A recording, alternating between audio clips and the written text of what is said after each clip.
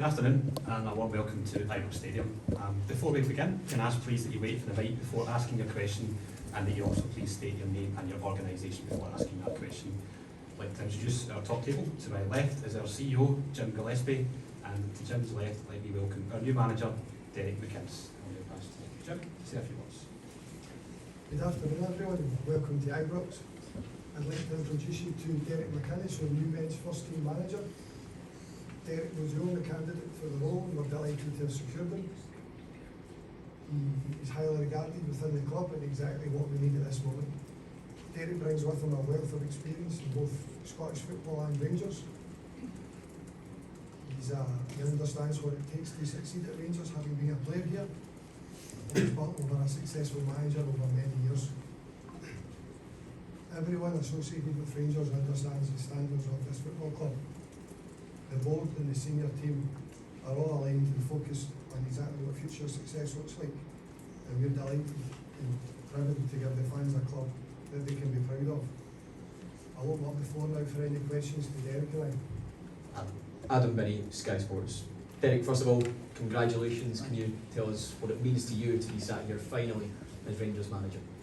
Yeah, obviously, very special moment. You know, I think for myself, my family, there's a lot of people I can think of on a day like this, but obviously, I've been knowing the club for a long time, supported the club, you know, I'm well aware of the responsibility that being manager brings. So excited to get going. I feel as though it's the right time for me and I feel I'm ready for it. I feel as if I belong here. I'm ready to get going with it and looking forward to just getting started. As Jim said, you know, we just want to try and deliver a team that meets the demand here. You know, I feel as though the Rangers fans won title in 15 years or whatever, have suffered for a long time, and it's up to us to try now and play a key role in driving the standards and get a winning Rangers team on the pitch more often than not. I've got an idea of what my Rangers team needs to look like, and hopefully it's something similar to what the Rangers fans want as well. You come into this role off the back of a memorable season at Hearts. How difficult or how easy a decision was it to make the move and come here? No, it's not easy. Yeah, I love my time at Hearts. Hearts is a brilliant club. My time at Hearts was short, but it was brilliant. I would love to have managed Hearts longer, to be honest. I thought I should have been there a lot longer before I was appointed. And we had a special season. There's no two ways about it. It was tough how it all played out, but proud of the work that we all done. My staff, the players together, we did some great things there. And we, as I said, this time last year, getting appointed at Hearts, for a bottom 6 team, to us to get 80 points, break club records, left, right, centre, we just fell short to win a title, which, you know, hurt on the day, but, you know, as I say, becoming Rangers manager is something that I always wanted to do. The call was a surprise when it came about, because obviously the manager was in place here. I was on my holiday, and obviously all things kind of kicked off, and it was a busy 5 or 6 days in between, but I had a lot to consider, but becoming Rangers manager is something I've always wanted, and I feel so comfortable the decision was made, and being here feels right. Success is measured differently everywhere, but really Rangers managers are only really judged on the number of trophies they win. It's been quite a while since a Rangers manager or head coach were able to deliver silverware consistently. How confident are you that you're going to be able to do that, and what is your message for the Rangers supporters? Yeah, it's just similar to what I said there about trying to get a team on the pitch that they can get behind. You know, they need something to believe in, they need something real.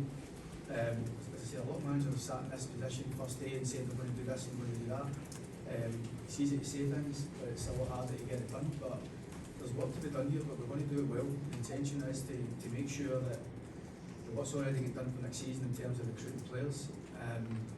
You know, I'm confident with the work that with the guys, with Jim, with Dan, with Stig, that we're all going to work hard to bring the best players here, because it does take more than just being a good player to play for Rangers and deal with what's expected. There has to be a lot more under the bonnet and to deal with that expectation.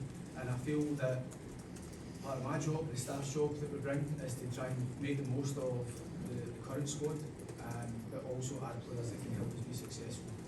I'm no kidding. I know if we don't win trophies, there'll be somebody else sitting here not before too long. But I come here with the confidence that I know with the resource we've got, with the infrastructure in place and the support I've got from people above us, that this should be a winning Rangers team. This should be a club that should be winning. And Rangers give me the best chance to win, and that's important. I know what I can bring Rangers, but equally I know what Rangers can give me. Jim, why Derek? Why do you think he was the right fit for Rangers, and can you explain why he sat here as manager and not as head coach? Well, the first thing is I think it's self-explanatory, the quality that he brings. And I think to come to a club at Rangers, you must have that quality. But he brings standards and he brings leaderships and he brings intangibles. It's important to carry the weight of not just the Rangers manager, but to be part of Rangers at an executive level, you have to understand and have that character. So that's the reason why we think Derek was the only candidate for the role. Derek understands the model that we have, the football model. Dan Birdie's our technical director, looks after recruitment, scouting and analysis. And you see yesterday's announcement, we're delighted to appoint Stig as our performance director, who will oversee the medical, sports science and the academy. Dan and Stig will also work on the strategic direction of the football team. Derek will work within that model. There's no real difference between what Derek and Danny's role was. Ultimately, we came in not to the history of this football club. It was important to Derek and important to us that we've done that, and that's why he's the Rangers manager. Jim, can you talk us through the process of Danny's departure? Because I think 5 weeks prior to him leaving, he was given the full backing by Andrew Kavanagh. Did it come as a shock to you that he then ended up leaving us all? Well, we gave Danny a backing in May, as you say, where things evolved over time. The decision for Danny to move on was no decision, Rangers Football Club's decision. Danny was contracted to Rangers and had no buyout, so ultimately we could have told Charlesworth he wasn't for sale, but we decided that we wanted to bring Derek in, and that was a motivation to let Danny go and bring Derek in, because he was a man that we had already highlighted as the man who bring success to Rangers. Derek, it's well documented you previously had the opportunity to come to Rangers, decided it wasn't the right time. What's changed about you and what's changed with the club in that time that you feel that this is now the right time? Well, nothing's really changed with me. I feel as though I was ready for it by then, but it just had a set of circumstances, and there was a lot going on at that time. I was leaving a really secure club in Aberdeen, and an enjoyable period at Aberdeen, but at that time I wanted to be the Rangers manager as well, but it was a different ownership, different set of circumstances, a different feeling, to be honest, as soon as we kind of got into talks and negotiations. I think today is about becoming the Rangers manager rather than looking back. I'm just delighted I've been given the opportunity to be asked again, and with that I'm just eager to get going. Derek, a lot of Rangers fans want to see a team on the front foot, a team that entertains. What can you promise these fans about a Derek McInnes side? I think every supporter will probably want what you just said there, Peter, to be honest. And it's easy to say it, but you've got to try and implement that. I'm sitting here a year on, and a lot of things that I wanted for my Hearts team last year is similar to what I wanted here. I want us to try and impose ourselves on opposition.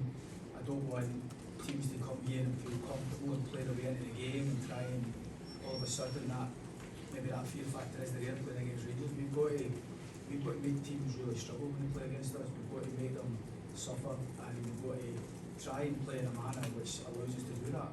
We've got good players currently, and we're going to bring good players. So the quality that Jim talks about, you have to have quality to be a Rangers player, but it takes a lot more than that, and there's been an identity and an intensity that's required to win games domestically. And for me, we want to do well right across the board in Europe and all the rest of it, but we need to start being more relevant again, winning trophies domestically, and that for me is key. Is it important, you know the demands as a player here at Ibrox when you played here, is the demand on yourself knowing full well that Rangers are going to win the title this season, is that the pressure you'll put on yourself, because that's what many fans will expect? The intention is to win the title as quickly as possible. Derek, it's felt like for the last few years it's been a heavy shirt for a lot of players to wear. How important is it, as you say, that you acquire players this summer who are going to be, I guess, leaders for you on the park, as you evidently had at Hearts last season? Yeah, I want the players to feel that when you sign for Rangers, it's incumbent on the ball. That part of the reason they sign here is to be successful. It's incumbent on them. They've got to feel that responsibility. A lot of players will sign for a club for lots of reasons, location, financial reasons, all the rest of it. But there's got to be a part that when we all sign up here is to win trophies and be successful. Because if you're not here long, and it's not a good place to be when you're not winning. So for me, I want to enjoy being a Rangers manager, and I can only do that by winning. And the players can only really enjoy being here by winning games. You know, the heat and all the noise comes on really quickly if you're not winning. And we've had a period now, the last week, where we haven't won enough, we haven't done enough to do that. So it's your job to try and change that. And it's no words that are going to do it, it's actions, it's day-to-day, it's standards, it's driving the pace of it all. But working with good players is going to be a key part of it, and players who really want to enjoy being here and being successful. There's obviously going to be another summer of pretty significant change in terms of ins and outs. How important is it that you get those players in quickly, I guess, so you can start the season as quickly as you want to? Yeah, so I think when the window closes, we've got to be as strong as we want to be. You know, for all the reasons that we just mentioned about trying to win a league this season, we're not going to probably get everything we want, and it's no many clubs do, but it's important that the money we do have at our disposal, the budget we've got to work with, we use it well and wisely. And you know, I'd like to think that we've got players in the building who are capable of a wee bit more as well, and it's up to me and the staff to get that out of them. So with all that in mind, there might be changes, players leaving, players coming in, but every player coming in will give us something. We're working hard currently to try and make sure we bring a level of player in that can deal with the expectation, but also give us that extra bit of quality that clearly we need. Last season was disappointing for the club, and something similar ain't going to get the job done, so there's work to be done. Derek, you're in the kind of unique position of, as well as being a Rangers fan as a boy and growing up, knowing about the history of the club, you've also managed against Rangers the last few seasons. What is it that you've identified as an opposing coach that this team maybe lacks that you'll need to bring? I think there's clearly good players over the last period. Certainly last season, I think Rangers showed at times, during games, how good they were. Individually very good, but I think it's to try and make us more of a team and try and make sure that we, on tight games, we win. Too many draws it maybe last season, and it's trying to find those answers in the game. But with that, you need to have confident players. I want a confident Rangers team, I want a confident Rangers player, and and I think that it's not just turning up some of the time, we've got to try and turn up all the time, turn up for work and do it well. Stephen Clifford, Four Lads of a Dream. Derek, welcome to the football club. Can you just introduce your backroom staff? Because obviously there's some members of staff here from the previous regime. Can you just kind of explain how that'll all work and who you brought with you? So I've brought Paul Sheeran, Alan Archibald, Craig Clark, Paul and Alan, former teammates and coaches with me for a long time now. Paul was coaching me, gave me the reserve manager's job at St Johnstone, and I got a manager's job. I took him to Aberdeen, worked with him closely. Both have been managers in their own right. I like that about my staff. I feel as though that every decision I make with the three guys, they're always heavily involved in that, whether it's signing players, whether it's training, whether it's naming a team, substitutions, everything. And Craig was somebody who inherited at Kilmarnock. He was under 18s coach when he was there.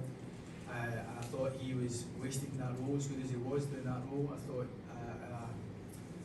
I fast-tracked him really at the first team really quickly and worked with him there. It was my intention to try and get him to Hearts, but I couldn't take him to Hearts due to the amount of staff we already had at the club. But delighted to bring Craig alongside us again and work together. So each will bring something a bit different. Craig's a bit younger than the three of us, but everybody's got a role to play, and it's important for me as a manager that I've got a staff who understand the pressures and understand what we're trying to do, and the support I've had from all three in the past has been great, and I need that again. Derek, just with regards to transfers, can you explain your kind of role in the transfers? I'm assuming obviously you'll have the final say, but it's been spoken about before. There's a bit of a different way to doing it here with a committee and things like that that Rangers do. Can you explain your kind of role in that and how the transfers will work?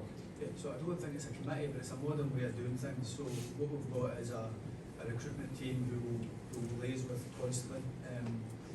We'll identify the key positions that we feel we need to bring, and within that there's conversations getting had and work to be done to try and bring first protocols, affordability and accessibility to bring players here. There's no point in fishing in ponds that we're not going to be able to bring players in and waste too much time. So we quickly arrived at maybe a list of players that we can get, and then along with Jim and obviously Stig going forward, and with Dan, we try and arrive at the best option for us, both financially and more importantly, how good a player he is and what he can bring. So age and everything is all part of it, but not every player needs to be a young player for development, and I think we understand that.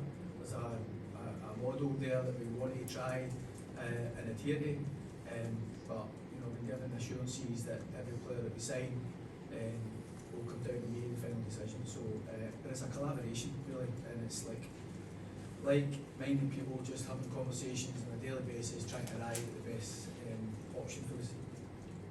Derek, Ewan Cameron from STV. Cards on the table, I'm a Hearts man through and through. A year ago, I watched you at Tynecastle with a heart scarf above your head. So it's quite surreal to see you sat here today. Was there at any point that you were tempted to stay at Hearts to try and take Hearts one step further from getting so close to winning the league? Was that temptation ever there? And secondly, do you have a message for the Hearts fans who took you to their heart? And thirdly, can you give them assurances you won't be buying any players from Tynecastle? So, first of all, I love my time at Hearts. I said there, I spoke, it was only a short time that we tried to make the most of what we had there, and worked with so many good people.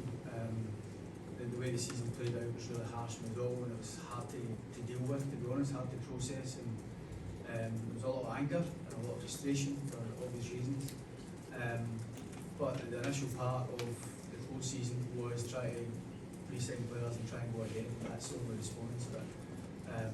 So I did have a good time there, but this opportunity came along, and this was the one I was going to say no to go on shooting. I always felt I wanted this opportunity, and I hope it would come again, and I'm just grateful for that. And what was the last question? You weren't tempted to stay, no? You were all Yeah, I don't think it's not. You don't just say yes without having conversations. The initial approach was Rangers wanted to speak to me, so it kind of came out of the blue. But I did have a really good time at Hearts, and I worked with a lot of good people, and I believe in the potential of Hearts. But at the same time, I believe in the potential here, and I think this gives me the best chance to win a bit more. It was a sobering feeling leaving Celtic Park, and probably the lowest point of my career, because I had a firm belief that we were going to win the league for a long period. So all these things wrestle with you, and I think Rangers give me the best chance to win titles and go forward here. And obviously our job is to try and bring the best players now, and as it stands we're not going to go and get anybody to Hearts. You're not buying in from Hearts. That's it. You're not buying in from Hearts. You can give the Hearts fans that assurance. Well, I'm saying we'll do it all the time. We'll certainly not have any conversations this one. I would never give any club any assurances that I'll never buy a player from or a coach. But the players will be discussing. There's no player under contract that has been discussing. Hi Derek, it's Brandon Cook here from STV News as well. Can I ask, what would you like Rangers to be known as under your leadership? What would their kind of philosophy, the style, what would people see when they see your Rangers side? Just a team playing to win, believing they can win, going the full way to win, never giving it up. The job here is just to win. I'm not going to talk about philosophies. I know how I want my team to play. I think I've demonstrated that as my team's over a period now. Hopefully, as I say, it's getting the most out of the team we've got here currently. The intention is just to win. We need to win here. Great, thank you. And just a quick one from Jim, if possible. Jim, what lessons have been learned, do you think, from previous appointments, which makes you think that this latest one is the one that can help drive the club forward? Look, I was involved in any previous appointments, but what I can assure you is that we've been very clear around what we have as a football strategy and what we believe would be the profile of a successful manager for the Rangers Football Club. And Derek McInnes fits all those characters, and was the only choice for us to do it. We're absolutely delighted to have executed that in the manner in which we did. Sorry, just before, can I just check any other questions, because we've got about 5 minutes left? Okay. What's your time, Dave? Get up, thank you. Derek, David Curry, BBC Scotland here. Many congratulations. I just wonder, can you win the league next season? Can we? Yeah, of course we can. Yeah, it's easy to say it, but the intention is to go and do that. You know, we've got work to do, as I've said. But the reason I'm here is because I believe we can. Yeah, a question to Jim. Jim, you said we all know at Rangers what future success looks like. Could you just elaborate on that? In the short term, Derek signed a 3-year contract. I know Steven Gerrard, it took him 3 seasons to win the league. Yeah. So we go into every game with an expectation we're going to win it. And ultimately, if we win every game, we achieve success and silverware. That'll be no different. You know, the demands placed on Derek and as a football club, what we need to do is ensure that the resources available to Rangers is allocated and distributed in a way that gives everyone the best opportunity to success. The support we have from the owners and above, not just the support with resources, also the experience and the intelligence that they give us, allows us to actually be confident that we can really push on and give the club, as I say, it's really important to give the fans a club that they're proud of, and Rangers' DNA is to be successful and win trophies. Mark, then Fraser to finish, please. Mark, then we'll follow. Considering your experience of refereeing in VAR in the last season, do you have the confidence that the football authorities have got the wherewithal to make changes that will be meaningful and actually aid the game? And secondly, if I could, particularly under Steven Gerrard, the number of games the club was playing in Europe, the quality of the opponents they were getting results against, what are your expectations for the team in Europe this year? Yeah, so obviously, as well documented last season, a lot of high profile refereeing decisions. I think every manager in the league and every supporter was just want to expect the best from referees. The referees have got a tough job, so hopefully this year there can be less chat about bad decisions and key bad decisions, and I think we're all in agreement with that. And as for, we mentioned Stevie's team that did so well in Europe. Of course, I think sometimes those give the fans some of the best moments here. I did a lot of TV games and covered a lot of the games here, and you can see the atmosphere, and a lot of my best memories of player was European night. So I think Rangers should be searching for that and get as much from European campaigns as possible. But equally, we also need to be domestic. Relevant again domestically and winning trophies domestically, which gives everybody confidence, I think, in the wherewithal to go and attack Europe a wee bit more. So hopefully we can recreate and get a bit of everything. Any question? Jim, just a simple one. How important is it you get a period of stability now in this position after the turnover of managers there's been at this club? That's absolutely our aim. Any successful organisation has stability embedded in it, and we aim to get stability embedded in Rangers Football Club. Not just in Derek's appointment, but in all of the systems, both on the football side and the non-football side. It's really important that we have an ability to be stable, to have that ambition to drive growth, to actually have the momentum to achieve the success that we're looking for. Thank you, everyone. We'll now do the photo call. Thank you.